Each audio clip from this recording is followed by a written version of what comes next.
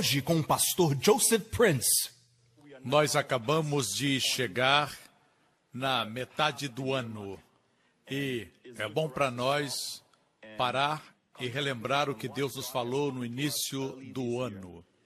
Na primeira pregação, a primeira do ano, como é de costume, compartilhamos o tema do ano. E, mais de uma vez, Deus tem falado profeticamente através de vasos terrenos. Um fato a respeito de nós é que somos vasos terrenos. E existem todos os tipos de vasos, de todas as cores, mas somos todos vasos. Não somos a glória, não somos o poder, mas Deus colocou sua glória dentro de vasos de barro. O problema é que nós queremos ser o poder, queremos ser o tesouro, mas Deus diz que Ele colocou o seu tesouro dentro de nós. Assim Deus diz que você é barro, você sempre vai ser barro. Amém? Até que Jesus retorne e recebamos um novo corpo. Mas por agora, quando você ora, muitas vezes percebe que o homem exterior tem dúvidas. Não levante a mão. E ainda assim você ora em fé, mesmo tendo dúvidas na sua mente. É o vaso de barro que tem dúvidas. Mesmo assim o poder flui e as pessoas são curadas. Alguns dizem, quando você orar pelos enfermos, por favor, esteja naquela atmosfera onde não existe medo nem dúvida, antes de impor as mãos. Mas a verdade é que você sempre será vaso de barro. E o poder sempre virá de Deus. Quando acontecer um milagre, sempre se lembre que você pode ser perseguido. O vaso de barro é que sofrerá a perseguição. Eu não gostei do que ele disse. Não foi justo. Você está sendo perseguido, talvez, de forma injusta, mas não está abandonado. Existe uma boia dentro. Você sabe aquela boia que existe no mar para advertir que existem rochas submersas? A boia sempre está flutuando, por mais que você tente afundá-la. Amém? Existe algo em você que quando o diabo e as circunstâncias vêm tentar afundar você, você sempre flutua no seu interior. Aí está o tesouro. Você tenta ser a pessoa mais miserável, tenta chorar o máximo para ficar deprimido, como você fazia antes de ser salvo, mas agora é diferente. Você tenta se deprimir, mas não consegue. Você tenta, mas não consegue. Você está triste, mas está alegre. Agora você está confuso. Você é derrubado, mas não é destruído. É uma tensão no nosso viver diário. Porque quando somos salvos, Deus coloca dentro de você o Espírito Santo, você tem a vida eterna de Deus. De certa forma, nós estamos continuando o nosso ensinamento último domingo. Você lembra, Jesus se assentou no Monte das Oliveiras e 4 dos seus discípulos, Pedro, Tiago, João e André, vieram a Jesus e fizeram 3 perguntas. Porque mais cedo Jesus e os seus discípulos passaram pelo templo, o templo que Herodes construíra, e falavam sobre a beleza das pedras. Jesus disse, vejam essas pedras, não ficará nenhuma pedra sobre outra. E era o ano 30 depois de Cristo, e no ano 70, o general Tito do Império Romano veio e conquistou Jerusalém. Jesus profetizou que Jerusalém estaria debaixo dos pés dos gentios até que se cumprisse o tempo dos gentios. Assim, no ano 70, eles vieram e conquistaram Jerusalém, espalharam os judeus, os levaram cativos. Até aqui em Singapura nós temos judeus e por 2000 anos ficaram espalhados. E Jesus disse que Jerusalém estaria sob os pés de um povo não judeu, conquistadores não judeus, até que o tempo dos gentios se cumprisse. Na Guerra de 6 Dias, uma guerra que só pode ser comparada à história de Josué. No livro de Josué, Josué conquistou Jericó em 6 dias. No 7º já era deles. Foi uma guerra de 6 dias. E em 6 dias, Israel conquistou mais terra. do que havia conquistado anteriormente. Quando o inimigo atacava, ele pressionava e tomava mais território. É claro que com os tratados essa terra foi devolvida, mas a verdade é que o mundo ignorava o fato que a história divina estava sendo estabelecida, as palavras de Jesus estavam sendo cumpridas. Ainda assim, não podemos dizer que é o tempo dos gentios, porque Jerusalém, o monte do templo, ainda está sob o controle dos gentios, fora do controle do judeu. Algo que Israel permitiu, apesar de terem conquistaram Jerusalém, mas a parte oriental nunca foi deles, e pela primeira vez em 2000 anos, os judeus estão caminhando nessa parte de Jerusalém que o rei Davi fez sua capital. Esse pedacinho de terra ocupa o lugar maior nas notícias. Jesus, o Filho de Deus, morreu do lado de fora de Jerusalém. Deus escolheu essa cidade. Jesus disse, quando a figueira, que é Israel, florescer e produzir folhas, essa geração que viu em 1948 Israel se tornar uma nação, que testemunhou a guerra dos 6 dias, não passará até que todas essas coisas se cumpram. E Jesus falava isso no Monte das Oliveiras. Imagine o Filho de Deus, o filho de um carpinteiro em forma humana, apresentando a história da Europa nos tempos do fim, chegando aos nossos dias.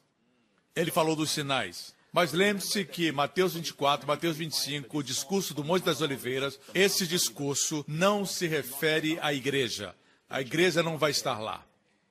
É sobre o povo judeu. Ele falava com os judeus. Amém? Com respeito a nós, está em João 14.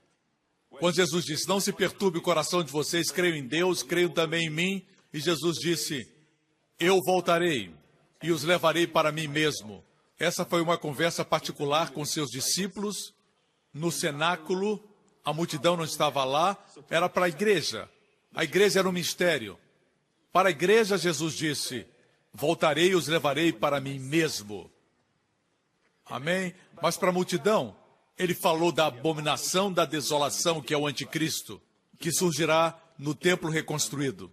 Mas para nós, ele diz, eu voltarei e os levarei para mim. Não diz céu, diz para mim. O céu não é céu sem ele. Posso ter um amém? Agora, na primeira vinda, o povo de Israel estava dominado. No Antigo Testamento, o povo de Israel foi atacado inúmeras vezes porque o diabo não queria que o Salvador do mundo nascesse naquele lugar. Enquanto os judeus não estivessem no controle, as profecias do Antigo Testamento não podiam se cumprir. A primeira profecia que Deus proferiu ao homem, Adão e Eva, o primeiro casal, é que sua semente, Deus falou para a mulher, a sua semente, a mulher não tem semente, é o homem que tem semente. Deus já profetizava o nascimento virginal. A semente esmagaria a cabeça da serpente. E quando se tornasse um dragão, uma serpente gigante, o esmagaria. No Apocalipse já é um dragão, a serpente cresceu. Mas Deus diz que essa semente vai esmagar a cabeça da serpente. E a guerra começou, o diabo ouviu isso. Ele pensou que seriam os filhos de Adão e Eva, Caim e Abel. Quando ele percebeu que Deus favorecia Abel, ele fez Caim matar seu irmão. E assim por diante. Quando o diabo viu que o libertador viria libertar Israel da escravidão egípcia, ele não sabia quem seria. Ele não sabia que seu nome era Moisés. Amém? Assim, Faraó ordenou que todos os meninos hebraicos fossem mortos, por causa do medo. E chegamos até a história de Jesus. Quando Jesus veio, Herodes ordenou que todos os bebês fossem mortos. E Jesus era um bebê. Assim seria morto. Mas José, seu pai, teve um sonho e fugiu para o Egito. Eu creio que foi para Alexandria. Eu até compreendo o diabo atacando antes de Jesus. Mas depois de Jesus morrer por nossos pecados e ressuscitar para nossa justificação, sendo o nosso sumo sacerdote à destra de Deus o Pai, o desejado entre as nações, existe um homem amável no céu. Nós temos um dos nossos lá, nos representando. O sumo sacerdote não está lá para beneficiar a Deus, mas para nos beneficiar. Como um membro do parlamento, O parlamentar nos representa diante do parlamento. Ele não representa o país para nós. Amém? O profeta representa Deus para o povo. Ele traz a palavra de Deus, mas o sacerdote representa o povo diante de Deus.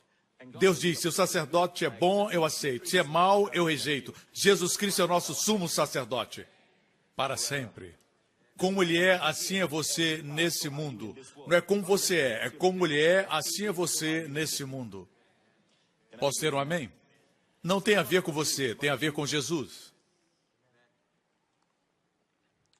Porque mesmo depois de Jesus vir, o diabo ainda tenta destruir Jerusalém.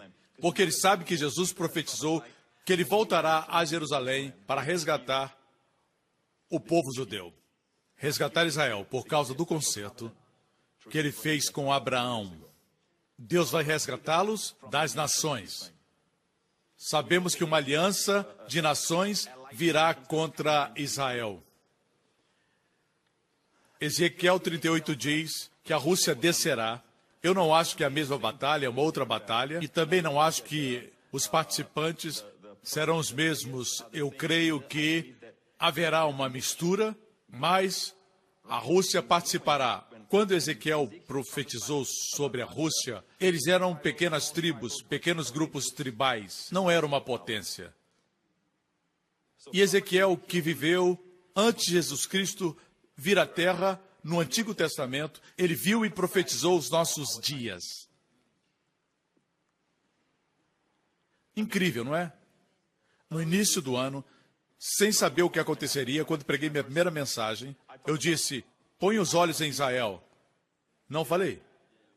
Veja, Israel sempre teve problemas, mas nunca teve problemas como nós vimos durante este ano. Nesse ano, eles tiveram muitos problemas e os foguetes que caíram em Israel não foram centenas, mas milhares. Temos um pequeno trecho da primeira mensagem. Este ano, olhem cuidadosamente para a nação de Israel. Veja o que acontecerá em Israel. Coisas grandes. Eu vejo que esse ano, eu não estou aqui tentando desencorajar você, mas quero dizer que vejo muito caos. Certo? Muitos problemas esse ano. Tudo isso eu falei no mês de janeiro. Se você recorda, o ano de janeiro foi pacífico. Não houve ataques a Israel, nenhum avião caiu. Assim Deus estava falando. Muitas vezes, quando você escuta o sermão profético, você não consegue provar esse sermão até se passar um tempo. Mas estou falando desse ano, ok? Como você pode dizer que uma profecia procede de Deus? Nós somos somente mensageiros. Você pode falar o que você quiser do meu ensinamento da graça, e muitos líderes, muitos pastores e outros ministérios que eu respeito se levantam contra a graça, mas confirmemos a autenticidade de um ministério quando fala antes de acontecer.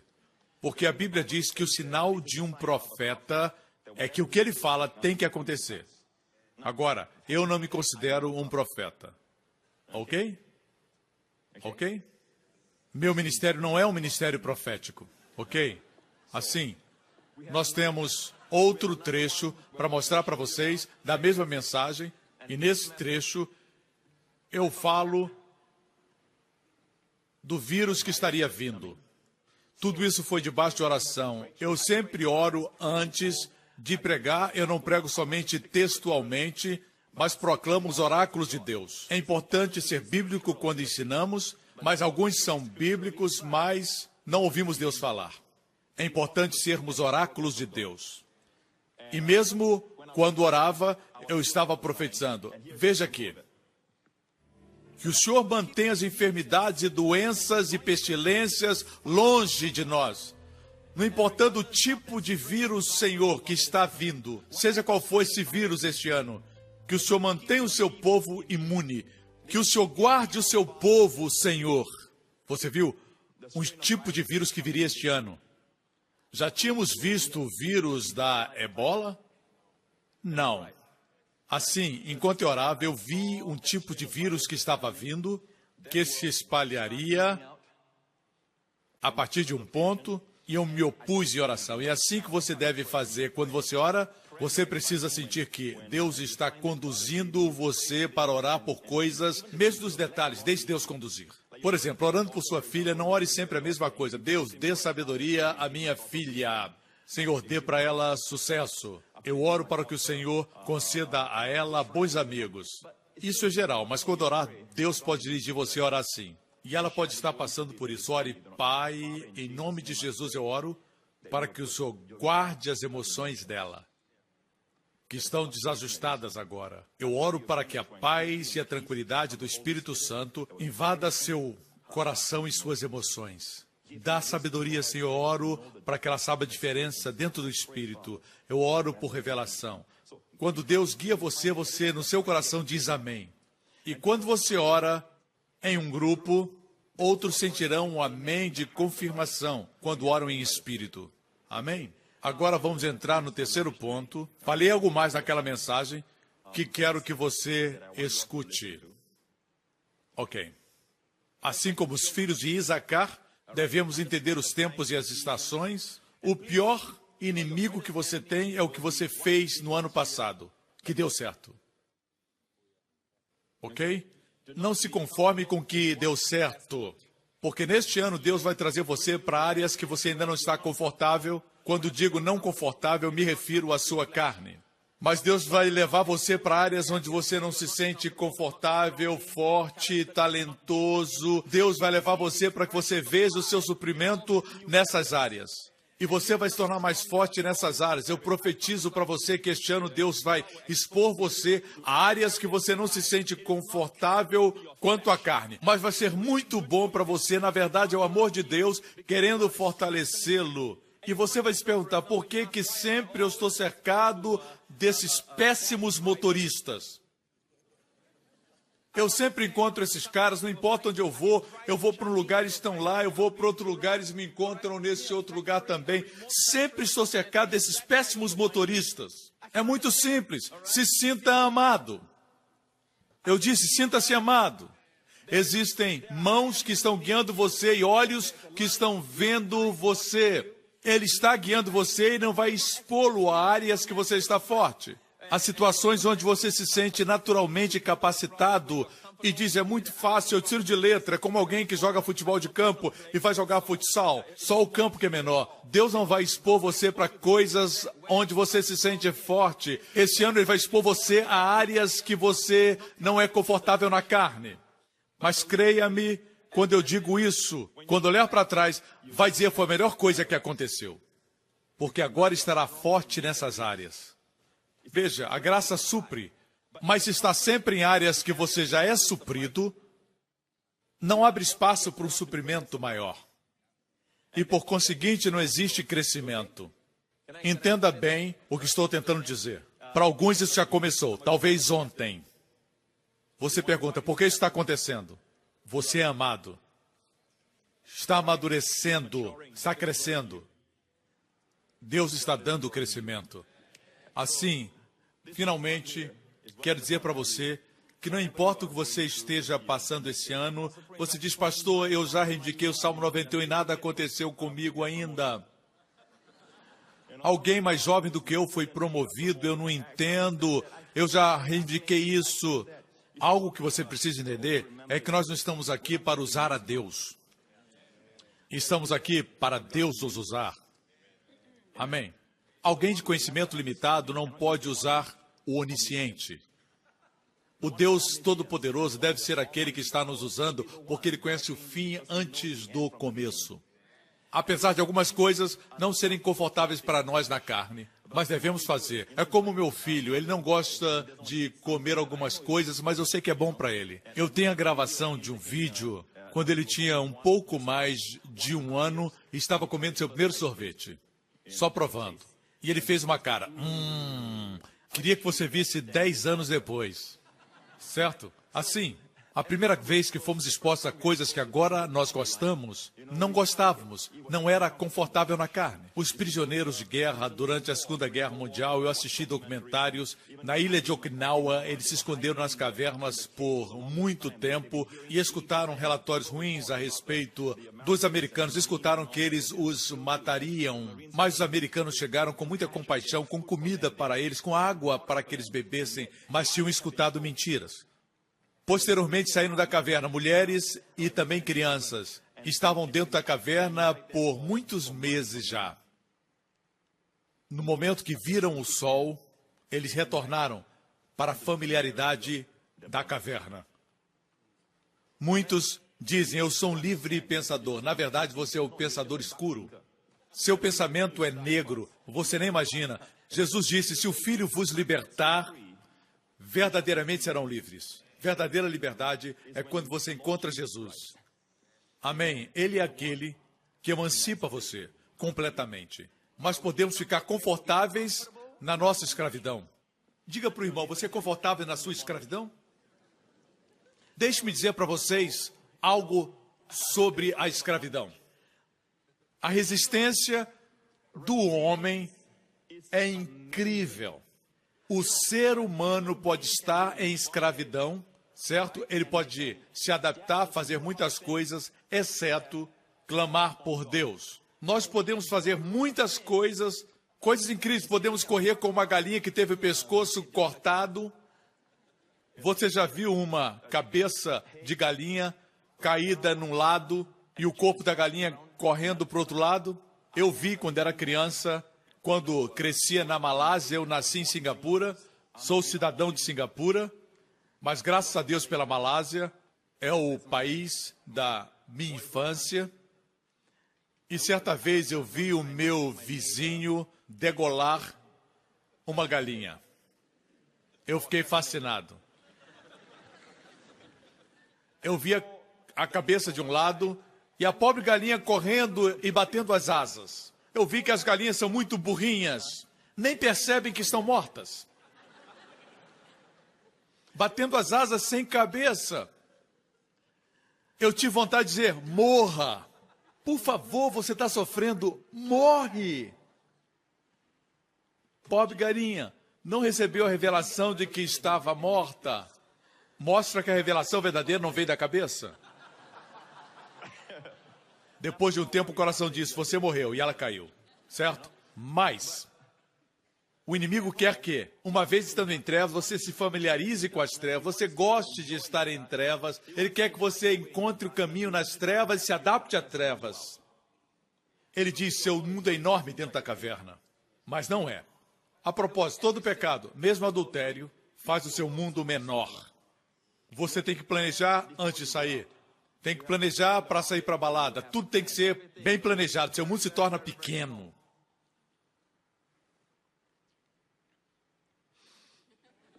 Pregue, pastor Prince. Essa mensagem é muito boa.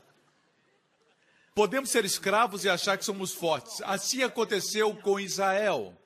Eu calculei que por 135 anos, desde o ano em que José foi trazido para Faraó, José tinha favor com Faraó. O motivo por que a civilização egípcia foi bem sucedida é porque existia um rapaz judeu à mão direita de Faraó. Seu nome era José. E ele convidou sua família. E a Bíblia diz que naquela época eles eram 70 pessoas, mas cresceram. 12 patriarcas, 12 filhos, cresceram e se multiplicaram. A Bíblia diz que mais do que os egípcios. Foi o favor de Deus. E a Bíblia diz que se levantou um faraó que não conhecia José, e ele foi aconselhado por seus assessores a ter cuidado com esse povo que se multiplicava muito. Os judeus tinham uma forma de abençoar. Quando o velho avô Jacó abençoou seus netos Efraim e Manassés, ele cruzou seus braços, a mão direita deveria estar sobre o mais velho, o primogênito, mas cruzou os braços e abençoou o mais novo. pela cruz. Ele, Jesus, merecia todas as bênçãos. Ele assumiu meu lugar na cruz. E eu que merecia a maldição, recebi as bênçãos. Porque Deus cruzou os seus braços. Essa é a história de amor do Evangelho. Amém? E Jacó cruzou suas mãos e abençoou Efraim e Manassés. E uma das bênçãos foi, na versão NVI diz, e cresçam muito na terra. Mas no hebraico diz que se multipliquem como peixes. Isso é ser fecundo. Isso é crescimento verdadeiro. Amém? Como os peixes. Que todos vocês estão prontos para a bênção? Vocês têm mais de 50, eu vou orar uma bênção por vocês. Não querem? Amém? Vamos lá, irmãos. Deus vai renovar a sua juventude. A Bíblia diz que a bênção para o povo de Deus, Salmo 103, que Deus encherá a sua boca de bens e a sua juventude será renovada como a das águias. Como as águias. Algumas águias passam por uma renovação, onde as penas são tiradas e elas esperam, aleluia. Elas esperam no Senhor, até que penas novas e brilhantes surgem. E elas voam para os trovões, para as tempestades, sem ter medo. E agora possui uma grande combinação. Novo corpo, mente antiga. Oh, isso é poderoso, é poderoso. Deus diz no Salmo 103 que vai renovar sua juventude, não como das baratas, mas como das águias. Você não está feliz, irmão? Diga para o seu irmão, isso está acontecendo comigo nesse momento mesmo. Ok? Assim eles se tornaram cativos, 135 anos em cativeiro. E surpreendente é que não existe nenhum registro deles reclamarem durante aquele tempo. Podemos nos acostumar ao cativeiro que paramos de reclamar. Mas algo aconteceu. Se você fizer a pergunta, esse não é o povo de Deus? Lembre-se, isso aconteceu depois de Abraão. Muitos anos depois de Abraão, cerca de 400 anos depois de Abraão. Assim, 450 anos após Abraão foi dada a lei, o cativeiro foi 300 anos depois de Abraão, ok? De Abraão ao cativeiro no Egito. Mas Deus prometeu a Abraão que a semente dele teria a terra. Deus disse, abençoarei os que te abençoarem e amaldiçoarei os que te amaldiçoarem. Nação após nação conquistou o povo judeu e todas elas desapareceram. Eu não quero focalizar nisso agora, eu quero voltar para a história. Um faraó surgiu que não conhecia José. E ele começou a se preocupar com esse povo que se multiplicava como os peixes, e ele disse, eu vou parar com isso. Ele os fez escravos. Mas no primeiro ano, eles não clamaram ao seu Deus do conserto. No segundo ano, também não fizeram nada. Continuou a opressão e a dificuldade do trabalho duro que faziam. 5 anos depois, 10 anos depois, 100 anos depois, não clamaram por Deus. É surpreendente como o ser humano, mesmo quando está vivendo em sofrimento, não busca Deus. Deus quer que você diga, eu não posso, para ele dizer, eu posso. E eu podia contar histórias de pessoas que não conseguem deixar de fumar, e elas leram o meu livro, O Poder de Crer Certo, e eu vou ler uma dessas histórias agora, que chegou, e eu li ontem. Ele me deu permissão para usar o seu nome, mas vou usar somente o primeiro nome, Gary, de Mississippi, Estados Unidos. Por 16 anos, fui viciado em drogas. A culpa, a condenação e a vergonha fizeram com que eu perdesse minha família, amigos, minha licença de farmacêutico e me tornei cativo. Eu usava as drogas para silenciar minha consciência. Tentei a todo custo me reabilitar. Passei pela cadeia e pela prisão e orava para morrer. Mas um dia, 3 anos atrás, eu comecei a assistir o programa do pastor Joseph Prince e a minha vida mudou. Eu descobri que o sangue de Jesus já lavou a minha consciência. Então comecei a escutar a mensagem da graça e todos os dias, às vezes 3 vezes por dia. Já estou liberto dos vícios das drogas há 2 anos. Minha família foi restaurada e já estou conseguindo minha licença de farmacêutico. Sou grato por seu ministério. Vocês sabem de algo, irmãos? A Deus seja glória. Amém. É incrível como o homem pode ser tão duro, mesmo em extrema dor e dificuldade, e ainda se recusa a clamar por Deus. E Deus trabalha com o fraco, trabalha com o insignificante, como Gideão, que disse que era o menor na sua família. Finalmente Deus disse para ele: diminui o teu exército. 32 mil é muito, diminui. Porque se eu lhe der a vitória, o povo dirá que é porque o exército era poderoso. E Deus diminuiu o seu exército para 300, um exército de 300. 300 contra uma multidão, a Bíblia diz que ninguém podia contar. Ninguém podia contar. E a vitória foi conquistada com vasos de barro e tochas acesas dentro, um chofar, uma buzina, e os 300 tocaram o chofar na montanha diante desse exército que ninguém podia contar. Então os 300 quebraram o cântaro, a tocha brilhou, o inimigo foi derrotado. Eles começaram a lutar entre si mesmos. Quem já ouviu falar isso? Usar o menor de uma família, a menor tribo Manassés, usar cântaros e buzinas numa guerra. Que é isso? Você está brincando? Mas Deus faz assim. A Bíblia diz que o Cristo crucificado é maior do que a sabedoria dos homens. O que você pensa? O que você pensa? Quando você olha para o esqueleto de um ser humano, o que isso diz para você? Diz que ali está o fim de toda a sabedoria humana, todo o intelecto humano, todo o raciocínio humano. Talvez você diga: esse livro, ele contém erros, mas quem é você para julgar esse livro? Esse livro julga você. Você não julga. Você pode dizer: bem, ele contém muitos erros. Eu sei que você não leu. Eu sei que você não sabe o que ele diz e você pronuncia juízo contra o livro inspirado por Deus. Você está exaltando o seu intelecto. Muitos dizem que nós exaltamos a Bíblia, mas vocês exaltam o intelecto de vocês. Amém? Queremos a vida governada pela palavra. E o final de todo o intelecto é a caveira, é a morte, onde Jesus morreu, no Monte da Caveira, o Monte Calvário. Cristo crucificado é maior do que a sabedoria do homem. É onde ela termina. A forma de Deus agir é assim. Os médicos dizem que é impossível com a medicina, mas Deus gosta disso. A economia de Deus é oposta. Para alimentar a multidão, Jesus usou 5 pães para alimentar 5.000.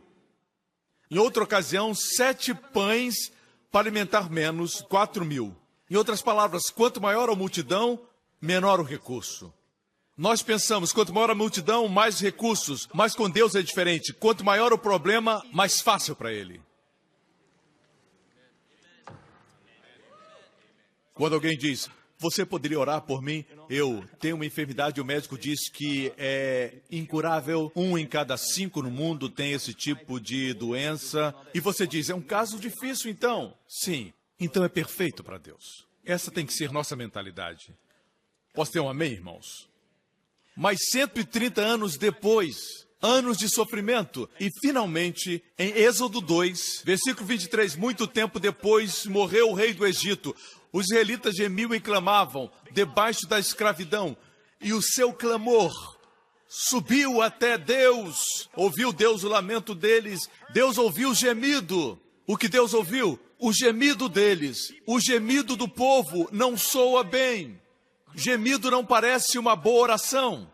Gemido não parece ser uma linda oração. Foi o gemido. Gemido. Ah! O gemido procede da dor. Deus ouviu o gemido deles e Deus se lembrou. Veja, eu já preguei sobre isso. Essas verdades que Deus me revelou muitos anos atrás. E existe algo que eu não li em nenhum livro. Quando Deus mostrou para mim, Ele me deu uma frase: somente o gemido alcança o trono. E eu preguei essa mensagem em 2004. Você ainda se lembra?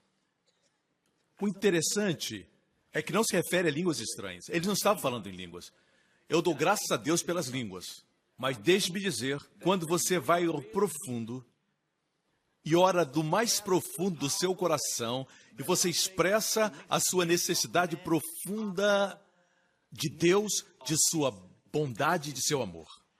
E não tem nada a ver com a eloquência do homem e seu vocabulário bonito, certo? E o homem ora e demonstra sua reação instintiva à dor. Gemido pode ser esse... E Deus lembrou o concerto. Parece nos fazer ver que Deus tinha um concerto com eles, mas não estava ativado até que eles gemeram. Por favor, não coloque oração aí. Está bem claro que foi um gemido. Se oração fosse a coisa principal, a oração seria mencionada aqui. Mas fala de gemido, irmão.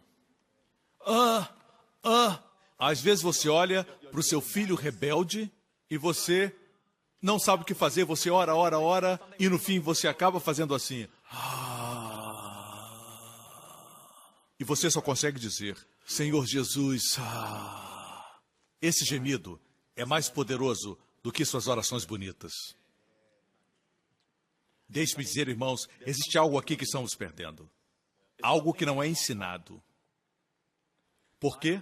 Porque não entendemos a graça. As pessoas querem ser fortes. Deus quer que você seja fraco, para que a sua força flua através da sua fraqueza. O seu poder se aperfeiçoa na fraqueza. Nós sempre queremos ser o tesouro dentro do vaso. Nós não queremos ser o vaso. Mas Deus quer manter você como um vaso. Agora entenda, o tesouro está lá. Sim, você é a justiça de Deus em Cristo. E por favor, quando disser eu sou a justiça de Deus em Cristo, termine a frase. Não diga só sua justiça, diga eu sou a justiça de Deus em Cristo. Você não é nada sem Cristo. Lembre-se que a salvação é uma pessoa. Amém? Não é algo que você consegue, Jesus fica à distância. Alguns pensam da salvação assim, eles pensam que a salvação é algo enviado por Jesus. É como se o seu amigo vivesse na América e ele envia uma encomenda, algo que você gosta. É algo caro e ele envia da América e quando recebe a encomenda você sorri. O nome do seu amigo está lá. O seu amigo não veio, o seu amigo enviou e você ficou feliz. Alguns pensam que é assim, Deus enviou a salvação dos céus, Jesus fez tudo, ele morreu, ele pagou com seu próprio sangue para o perdão dos seus pecados, para fazer você filho de Deus, fazê-lo justo, e ele enviou sua justiça com uma encomenda. Não, 1 milhão de vezes não, não foi assim. E o que então, pastor? Veja isso. Jesus caminhava em Jericó certa vez e este um homem pequeno que era coletor de impostos estava em cima daquela árvore e Jesus disse em Lucas 19:10, Zaqueu, desce depressa, porque hoje quero ficar em sua casa. Escândalo da graça. E o povo se queixou quando Zaqueu desceu. Jesus sabia o seu nome, ele tinha uma má fama naquele lugar. Jesus diz, Zaqueu, desce depressa, eu quero ficar na sua casa. A demonstração do amor e a salvação para Zaqueu. Jesus era sempre muito calmo, mas aí ele pediu que ele descesse com pressa para ser salvo, antes que a porta da arca se fechasse. Ontem, meu filho e eu estávamos brincando um pouco, e estava trovejando lá fora, e ele olhou e disse, é o dilúvio? Eu disse, sim, mas nós estamos... E ele disse, seguros na arca. Eu disse, Jesus e a arca. Filho, Jesus e a arca. Não importa o que acontece lá fora. Nós estamos seguros na arca. Mesmo quando nós caímos como cristãos, caímos dentro da arca. Não esqueça, você está na arca, você está em Cristo. Zaqueu, eu quero ficar em sua casa, eu quero ficar em sua casa. Jesus comeu com Zaqueu. Zaqueu foi tão tocado que se arrependeu sem que ninguém pedisse que ele fizesse isso. Porque a bondade de Deus nos leva ao arrependimento. No final da refeição, ele disse, a metade dos meus bens darei aos pobres e se porventura roubei de alguém, eu vou devolver 4 vezes mais. E Jesus respondeu, hoje a salvação entrou nessa casa. Pare. Ele entregou a salvação como uma encomenda? Como a salvação entrou na casa de Zaqueu? Jesus é a salvação. Jesus é minha justiça Não sou eu que sou justo, sou justo, sou justo, sou justo. Quando você pensa assim, você cai. Mas temos que confessar com o coração. Eu sou a justiça de Deus em Cristo. Tudo é por Ele. Tudo é por Ele. Ele é a minha justiça. Ele é a minha fortaleza. Às vezes Deus permite você fracassar para que reconheça que não é você. Alguns de nós nos sentimos seguros quanto à nossa salvação. Por exemplo, alguns são filhos de pastores, eles pertencem à igreja e quando têm 10 anos eles são salvos e eles pensam, eu não sou tão mal assim, eu nunca fui viciado, eu nunca fui molestador ou pedófilo, eu não sou esse tipo de gente, eu não sou tão mal. Pessoas que pensam assim passam por problemas da vida e chegam à conclusão que também são pecadores. Isso não altera o fato de que Jesus é a sua justiça. Você é você, e a justiça que está em você é Jesus. Nunca esqueça isso. Assim como você afirma que a justiça, a ênfase tem que ser em Jesus. Às vezes a gente declara, eu posso todas as coisas em Cristo que me fortalece, sem colocar ênfase em Jesus. Mas quem já recebeu a revelação diz, eu posso todas as coisas em Cristo que me fortalece. Deus ama a fraqueza porque sua graça se aperfeiçoa na fraqueza. Deus ama isso, não tente ajustar a sua fraqueza. Permita que a graça de Deus entre. Ele é forte e você é fraco. Se você é forte e ele é forte, vocês acabam se repelindo. É preciso o negativo. Você quer ser o negativo? Mas, pastor, eu tenho que pensar positivo. Eu estou ensinando como ser positivo. Eu sou negativo, ele é positivo. Isso é pensamento positivo. Ok? Assim, Jesus não traz salvação. Jesus é a salvação. Jesus não envia a salvação e fica no céu. Jesus é a salvação. E a Bíblia diz que quando ele regressar, o mesmo Senhor descerá dos céus. Já falei isso antes. Podia ter sido dito que o Senhor descerá do céu, mas isso não faria nenhum mal à estrutura gramatical dizer que o Senhor desceria. Mas o Espírito Santo quis colocar, o mesmo Senhor descerá. 1 Pedro 2:24. Levando Ele mesmo em seu corpo os nossos pecados. Ele mesmo levou em seu corpo os nossos pecados sobre o madeiro. Levando Ele mesmo em seu corpo os nossos pecados, em seu corpo, para que pudéssemos viver para a justiça e pelas suas feridas. Assim diz, Ele mesmo em seu corpo e suas feridas. Uma coisa é dizer, pelas suas pisaduras somos sarados. Isso não é um mantra, que repetido muito, você recebe poder. Isso é uma revelação, irmãos. Ele mesmo levou nossas enfermidades. Ele mesmo. Jesus andava com os 12 discípulos no caminho de Emaús. E enquanto andava, a Bíblia diz que o mesmo Jesus se aproximou deles. Eles estavam deprimidos.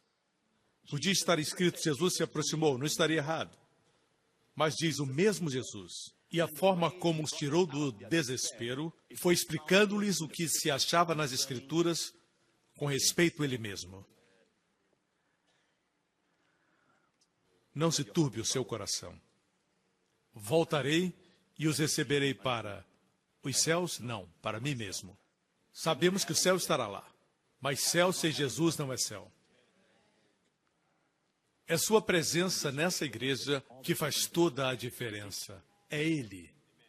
Você entende isso? Marcos 3,14 diz, e nomeou 12 discípulos, para que estivessem com ele e para que os enviasse a pregar. Veja, para que estivessem com ele. Nós sempre pensamos que Deus ungiu seus discípulos para saírem e pregarem. Eu sempre ouvi isso. Por isso é importante você ler a Bíblia. Mas não diz isso, diz para que estivessem com ele, para viverem com ele, todos os dias acordarem e dizerem bom dia, Jesus. Mais um dia maravilhoso com o Senhor. Amém? Para que estivesse com ele. É a primeira razão por que nomeou os seus discípulos. Outra versão diz, e para os enviar a pregar. A palavra para aqui é riná. Riná em grego quer dizer para para estarem com ele e para os enviar a pregar e para que tivesse o poder de curar enfermidades e expulsar os demônios. Estar com ele lhes daria poder para pregar o evangelho, curar e expulsar demônios. Aleluia! Não esqueça, quando você gosta de estar com ele, você nem percebe quão séria é a sua doença, você vai pensar na grandeza dele. Amém? Vamos voltar. Êxodo 2.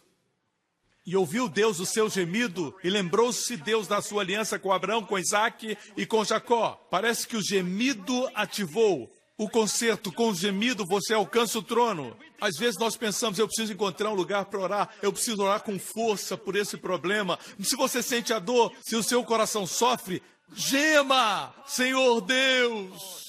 É só gemer, irmão. Vai liberar você do estresse, vai tirar você da depressão. Mas isso não é o mais importante. O mais importante é que leia cuidadosamente. Parece que Deus se lembrou do concerto quando eles gemeram. Você nunca ouviu isso. Não deixe que novas coisas façam você levantar a guarda e ficar só com o que é familiar. Talvez a falta de resultados em outras áreas seja porque você não aceita essa nova verdade. Novas verdades têm que ser estudadas e confirmadas em outros textos. Ok? Assim, vamos para Êxodo 6. Deus está falando com Moisés e diz, e também tem ouvido o gemido dos filhos de Israel. Voltemos ao capítulo 2. Eu esqueci de mostrar algo para vocês. E ouviu Deus o seu gemido e lembrou-se, versículo 25, e viu Deus os filhos de Israel e atentou para a sua condição. Uma outra versão diz, e reconheceu-os. Em outras palavras, eles gemeram e Deus se lembrou da aliança com Abraão, Isaque e Jacó. Deus olhou para eles e atentou para a sua condição. Deus não despreza o seu gemido.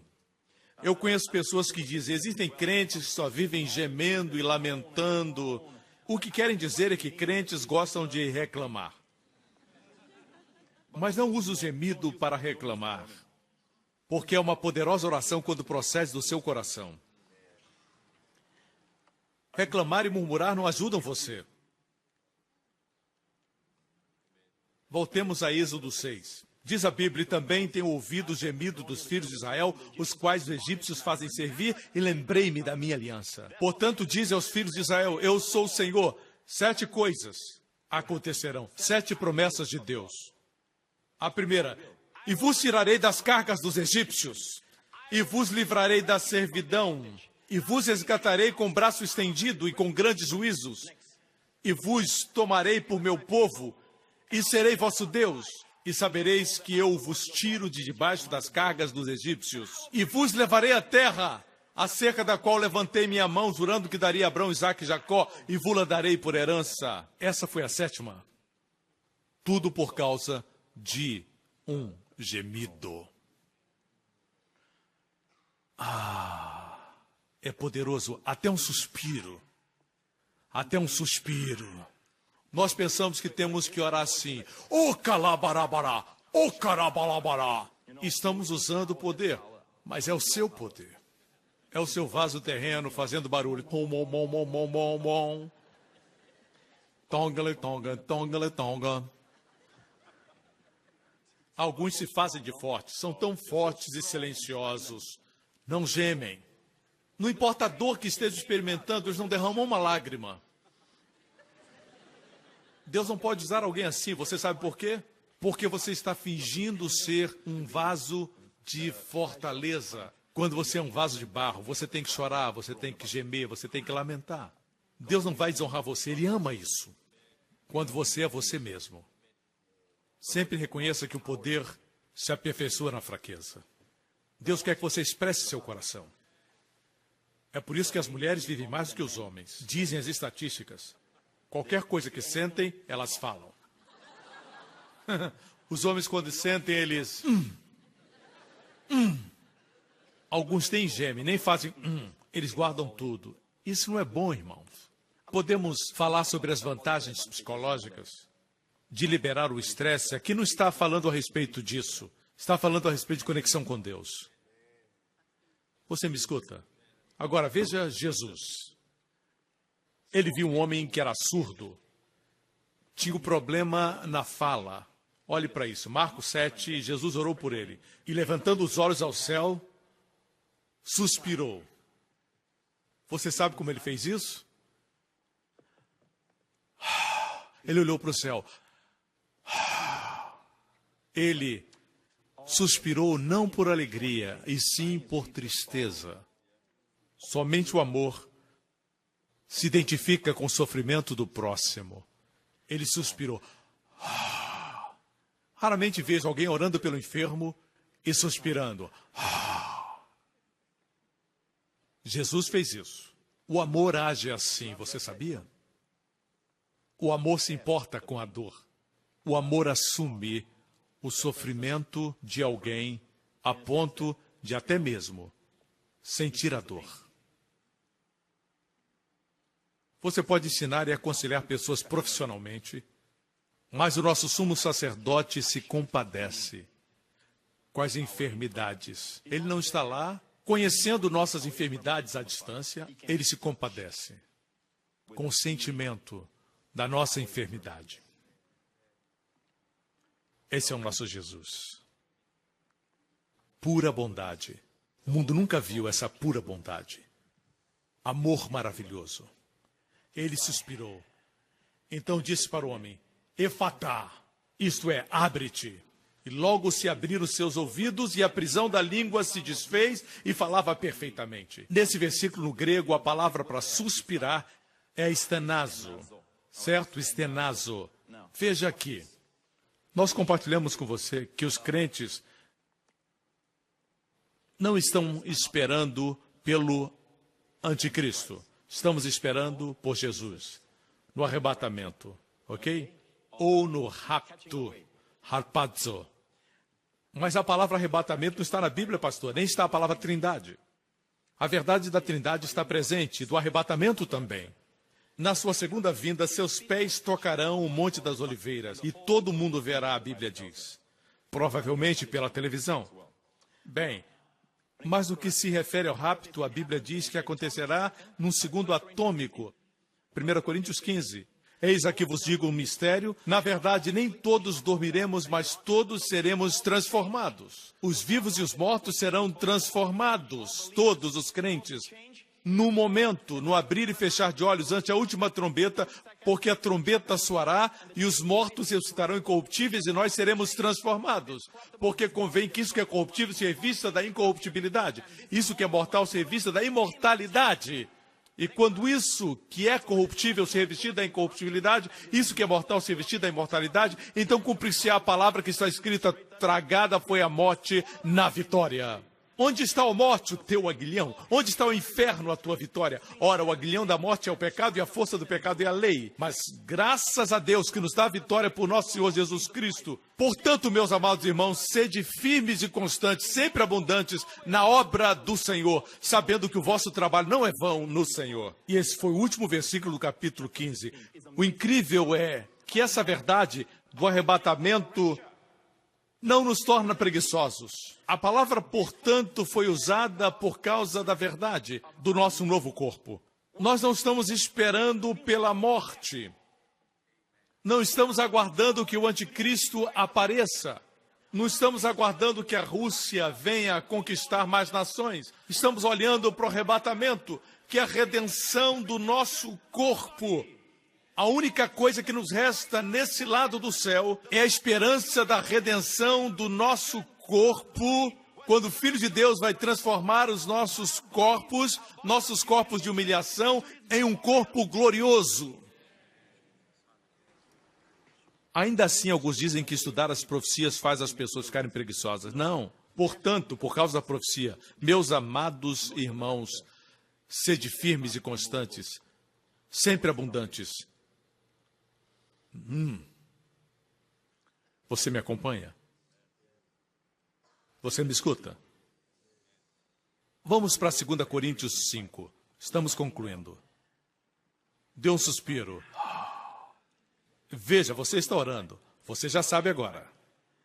Seu marido vem a você e diz, querida, eu acabei de investir no mercado financeiro e você... Isso é uma oração. Vocês estão rindo, isso parece divertido para nós, mas se você está consciente do Senhor e você... Existe muito nesse suspiro, muito nesse gemido. É uma oração.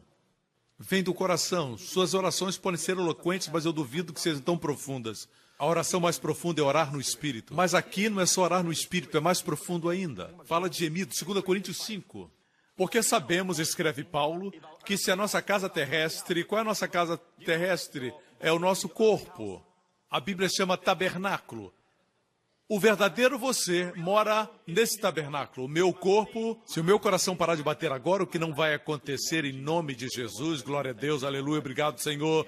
Se os meus batimentos cardíacos diminuírem e pararem, meu corpo vai cair. E o verdadeiro Joseph Prince vai sair. E porque sou redimido pelo sangue de Jesus, o pecado não é mais um problema, me separando do meu maravilhoso Pai. A primeira coisa que vou fazer é dizer, como eu me sinto tão vivo. Não me refiro ao descrente, me refiro ao crente. Ausente no corpo, presente com o Senhor. É algo imediato. E você vai dizer, quem é aquele cara bonito? Aquela é sua casa terrena. Uau! O Senhor vai dizer, olhe para você agora, você está bem melhor. E sabe de uma coisa? Você não estará vestido, esperando o seu novo corpo. Aqueles que morrem hoje estão com Jesus, mas não estão vestidos.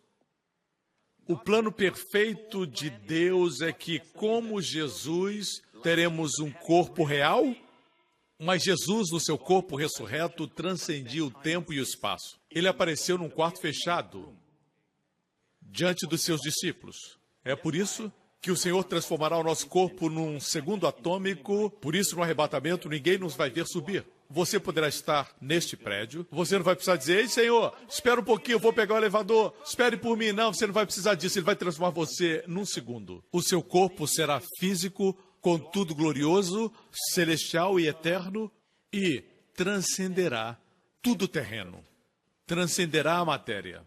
Se o arrebatamento acontecer agora, e para o arrebatamento não resta nenhum sinal para se cumprir, ele é iminente. Pode acontecer a qualquer momento. Nós somos a geração que viu Israel voltar para sua terra em 1948. Jesus disse que essa geração não passará antes de Jesus voltar. Lembre-se que a segunda vinda não é o arrebatamento. Na segunda vinda, ele voltará para Israel e seus pés tocarão no Monte das Oliveiras. No arrebatamento, nos encontraremos nos ares. Seremos transformados, bang, vamos desaparecer. O diabo já preparou o mundo para esse desaparecimento. Vão dizer que foram os extraterrestres. Já tem até filmes retratando isso. Foram abduzidos. O diabo está preparando o mundo. E nós vivemos em um mundo que acredita em ETs. Cada vez mais. Porque sabemos que se a nossa casa terrestre desse tabernáculo se desfizer, se nosso corpo for destruído, ele fala do corpo como se não fosse ele, porque nós estamos no corpo. Temos de Deus um edifício, uma casa não feita por mãos, eterna nos céus. Aleluia! Nós temos uma casa, temos um corpo feito nos céus. E por isso também gememos, externazo. Gememos, externazo, desejando ser revestidos da nossa habitação, que é do céu. Também gememos, não somente isso, desejando ser revestidos. Porque não se prega sobre o arrebatamento, as pessoas não sabem a importância de desejar. Por isso o povo não deseja mais. Por quê? Deixe-me dizer algo. Uma das razões por que tem tanta doença na igreja é porque não se prega o arrebatamento. Quando você sabe que receberá um novo corpo, faz que esse nosso corpo se encha de vida. Eu queria ter mais tempo para falar sobre isso, mas eu tenho que mostrar esse outro versículo da Bíblia para abençoar você. Romanos 8, nós vamos voltar a esse texto. Romanos 8 fala de gemido. Deixe-me ler esse texto agora para você, porque a ardente expectação da criatura espera a manifestação dos filhos de Deus. As vacas mugem, os macacos se balançam, as baleias cantam. Esses diferentes ruídos de animais é o gemido deles. Eles gemem pela manifestação de todos nós. Manifestação quer dizer aquilo que era invisível se torna visível. O que está oculto vem à luz. Eles esperam por isso, porque a criação ficou sujeita à vaidade, não por sua vontade, mas por causa do que a sujeitou, na esperança de que também a mesma criatura será libertada da escravidão da corrupção. Por isso, todo mundo vegetal e todo mundo animal se encontra no estado caído.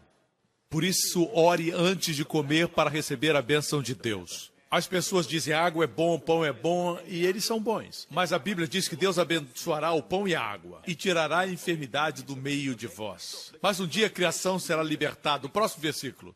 Porque sabemos que toda a criação geme e está juntamente com dores de parto até agora. A terra geme, a terra está inclinada, um dia ela foi reta. Ela tinha uma só estação, porque ela estava reta. Mas essa mensagem é para outro dia. A terra está gemendo, por isso existem terremotos. Ela está gemendo. E está gemendo pela manifestação dos filhos de Deus. Parece que Deus sujeitou esta terra a nós.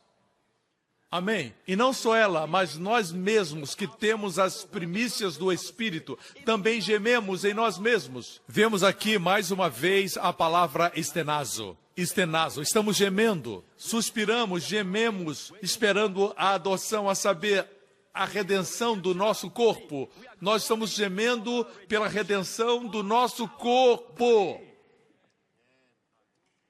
Deixe-me afirmar que você receberá o seu corpo naquele dia, quando encontrar Jesus face a face.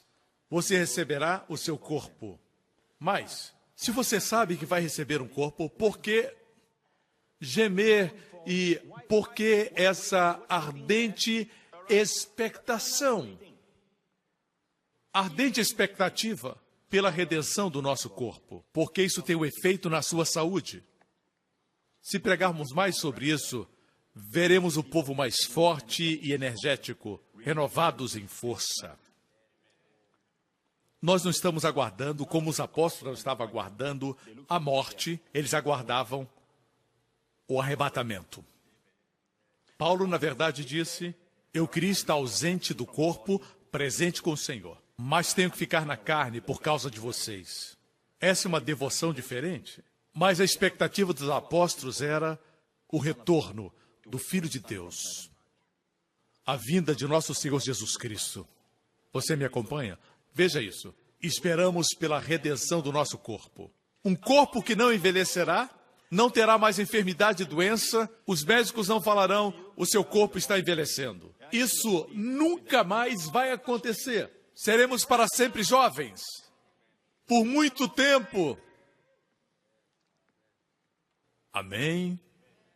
Não vamos mais envelhecer, não teremos doenças, nem enfermidades, nem mais tédio, não vamos mais dormir quando o pastor estiver pregando.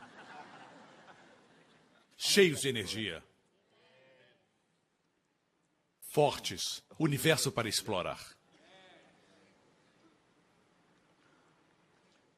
Vamos para o próximo versículo. Eu vou mostrar um versículo que vai surpreender você. Muitos dos comentaristas, eles pulam esse versículo porque não conseguem explicar. Não entendem, porque muitos não creem na cura. E eles pulam esse versículo. O versículo é este. Vejamos. Porque em esperança fomos salvos. Ora, a esperança que se vê não é esperança, porque o que alguém vê, como esperará?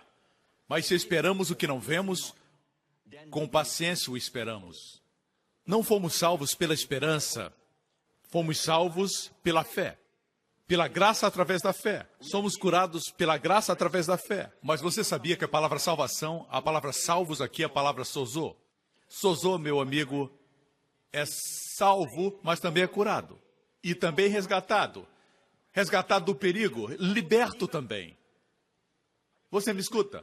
Muitos pensam que fomos salvos do inferno, mas salvação também é cura. Na verdade, a mulher que tinha um fluxo de sangue, Jesus disse para ela, a sua fé lhe curou. No grego, a palavra é sozo. Por isso eu digo que a palavra salvo também significa curado. Você entendeu? não fala somente da salvação, da eterna condenação. Nós somos curados por essa esperança, que teremos um novo corpo. Somos curados. Por falta de ensinamento sobre a segunda vida, muitas pessoas dizem que profecia é uma coisa difícil para ensinar, mas 1/4 da Bíblia é profecia. Amém? Se firme na palavra, sem exageros. Quanto mais falamos sobre profecia, mais recebemos cura. Se Cristo tardar, você viverá saudável. Você me escuta? Próximo versículo, verso 26. E da mesma maneira também o Espírito ajuda as nossas fraquezas, porque não sabemos o que havemos de pedir.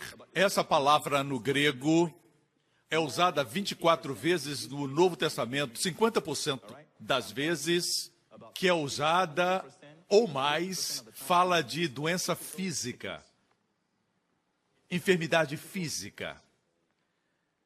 E mesmo quando não se refere à doença física, mas mental, ainda assim eu vejo como uma enfermidade.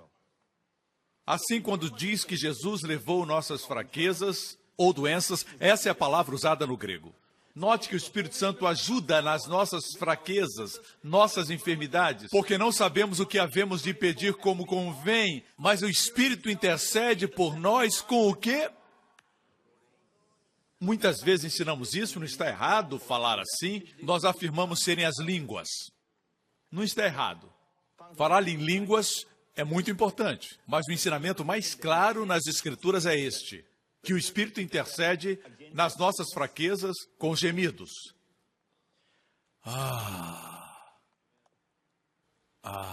Quando se sente fraco, você diz, E a palavra gemido aqui é o substantivo do verbo stenazo, stegnamos. Ainda é gemido.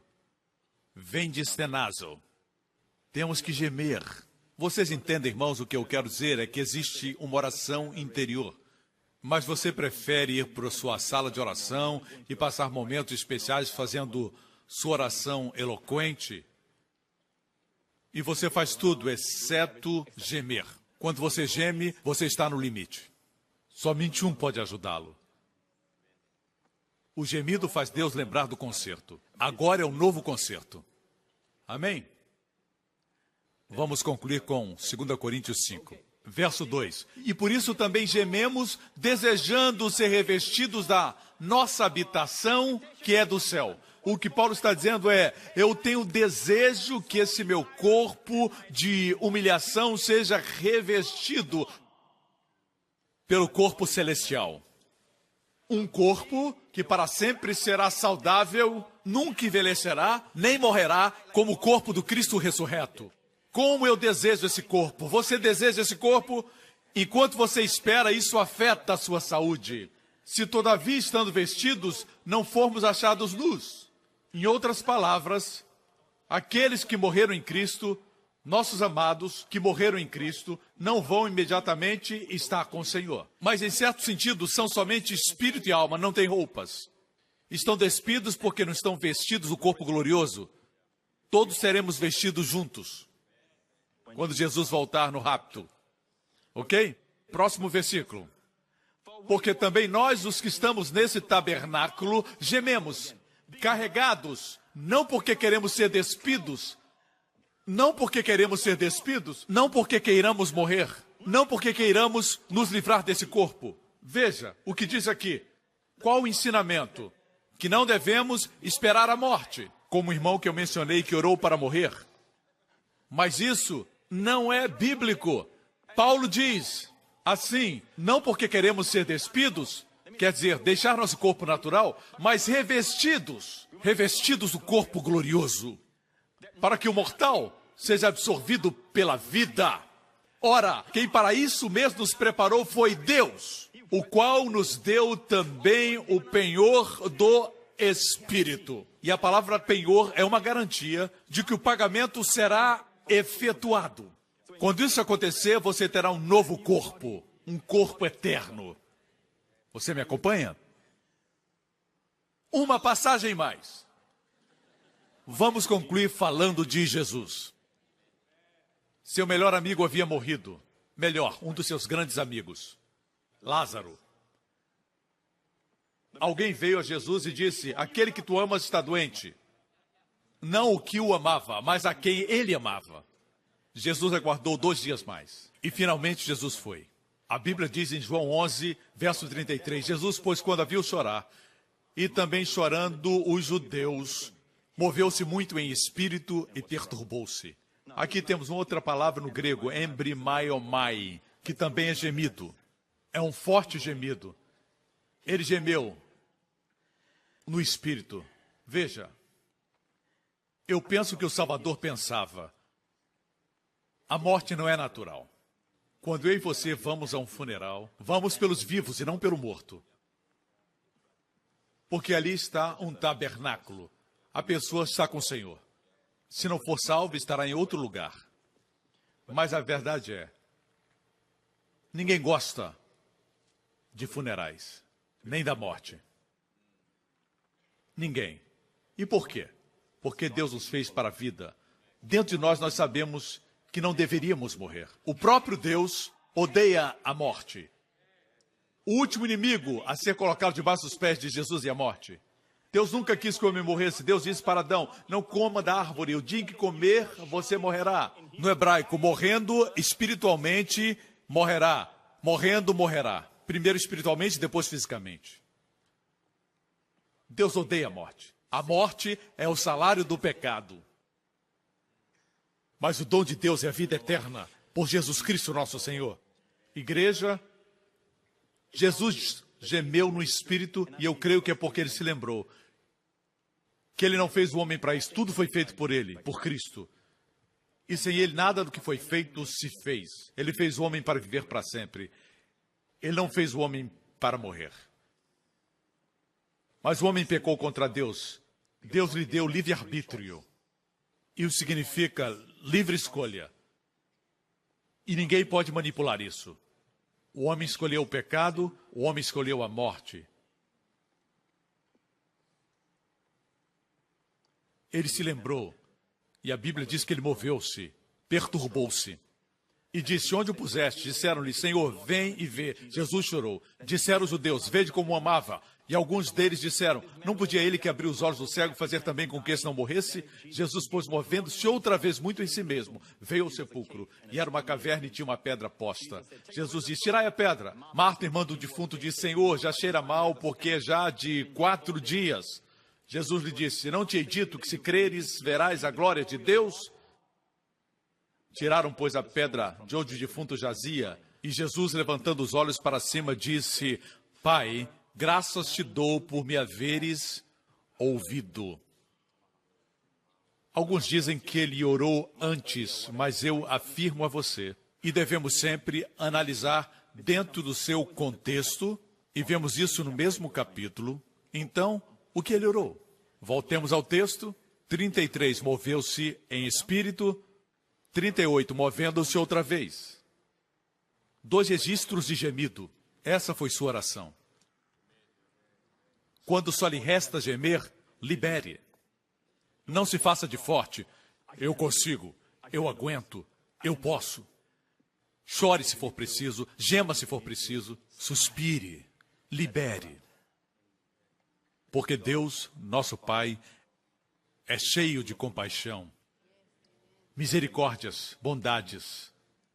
Às vezes queremos ser tão fortes em nós mesmos, quando de fato somos fracos. Irmãos, eu gostaria de ter mais tempo para compartilhar com você, mas quero lhes dizer que 90% da igreja não entende esse tipo de oração. Eles dizem: isso está na Bíblia, quando eles escutam isso, mas está claro no Novo Testamento. Podia mostrar outros textos, mas não há tempo. Assim, irmãos, lembrem-se, quando você não tem uma oração, quando tudo que lhe resta é um suspiro, libere. Diga: Jesus, Jesus. Você talvez já tenha escutado alguém dizer que as pessoas só lamentam e reclamam, esse é o problema delas. Eu creio que se refere a pessoas que vivem murmurando. Mas quando você geme para com Deus, uau! E você diz: Jesus, Cheguei no meu limite, Senhor, não sei o que fazer. Oh, Jesus, Jesus. Todos os olhos fechados e cabeças baixas. Certa vez, quando minha filha estava doente, Jéssica tinha cerca de 3 ou 4 anos de idade. Eu orei, repreendi, reivindiquei Marcos 11:24. Nada acontecia. Me aproximei dela, ela estava febril, deitada na sua cama. E eu só fiz chorar. E do profundo do meu ser, eu gemi. Eu suspirei. E eu falei, Jesus, Jesus, Jesus. O suspiro não é algo agradável de se ver. Quando alguém geme, não é agradável para outros verem. É algo pessoal. E eu derramei meu coração. E o que aconteceu foi que naquela noite, tudo mudou. Isso aconteceu anos atrás, quando Deus estava me ensinando que quando o homem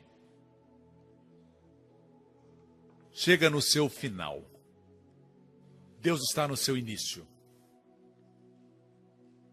E se você que está aqui não está seguro de que quando Jesus voltar e todos os sinais já se cumpriram, as notícias apontam isso, os olhos do mundo estão na Europa, Jesus falou sobre isso e sobre Israel. Nós estamos vendo isso. Amigo, antes que tudo isso aconteça, Deus nos tirará antes do pior acontecer na terra. A Bíblia chama isso de arrebatamento da igreja. Se você não está preparado, foi por isso que Deus trouxe você aqui hoje. Diga, pastor, eu quero que Jesus Cristo, que morreu na cruz por meus pecados, seja meu salvador pessoal. Se esse é você, onde estiver, faça essa oração comigo agora. Está pronto? Diga, Pai Celestial, eu creio que Jesus Cristo é o Filho de Deus.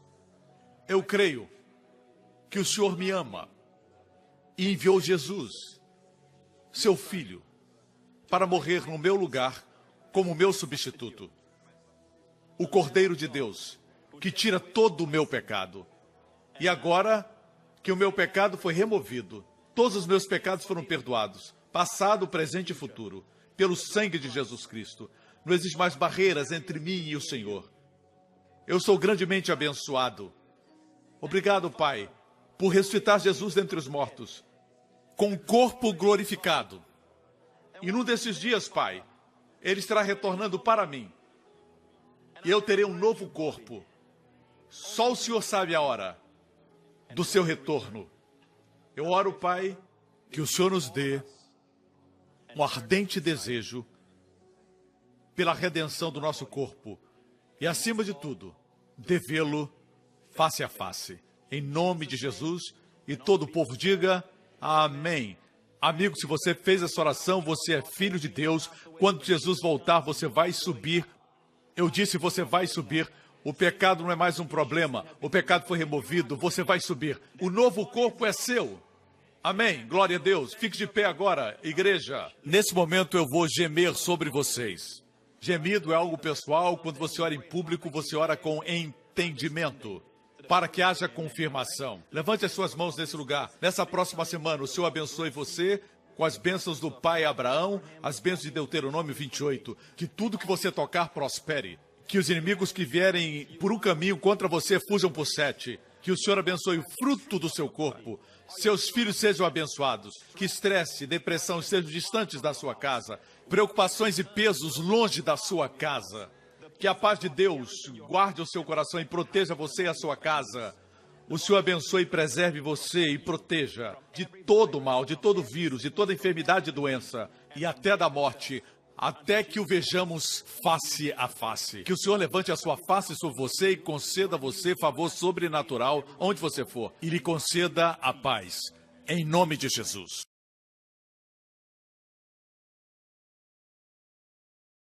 Obrigado por sintonizar no programa de hoje. Esperamos que tenha sido uma bênção para a sua vida. Para mais informações sobre o programa da Igreja New Creation, acesse o site ncctv.org.sg. Lá você poderá se inscrever para receber um devocional diário do pastor Joseph Prince. Seja incentivado e fortalecido todos os dias e saiba o quanto Deus lhe ama através desses devocionais. Acreditamos que o seu dízimo pertence à igreja que você frequenta e oramos para que você seja grandemente abençoado, altamente favorecido e profundamente amado.